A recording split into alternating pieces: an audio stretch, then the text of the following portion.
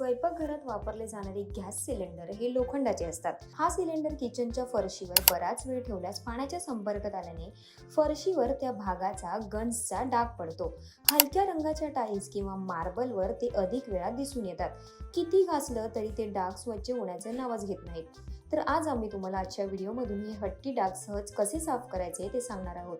फरशीवर पडलेल्या सिलेंडरच्या गंजाचे डाग लिंबाच्या रसाच्या मदतीने सहज काढता येतात. यासाठी सर्वप्रथम एका भांड्यात लिंबाचा रस घ्या. त्यात थोडीशी ब्लिचिंग पावडर मिक्स करा. हे तयार मिश्रण घेऊन ते डाग असलेल्या ठिकाणी लावा आणि ब्रशच्या मदतीने ते डाग स्वच्छ करा. या मिश्रणाने तुमचे फरशीवरचे डाग लवकरच दूर होतील. गॅस सिलेंडरमुळे फरशीवर पडलेले गंजाचे डाग स्वच्छ करण्यासाठी तुम्ही बेकिंग सोडा देखील वापरू शकता. गरम पाण्यात बेकिंग सोडा घालून मिश्रण तयार करा.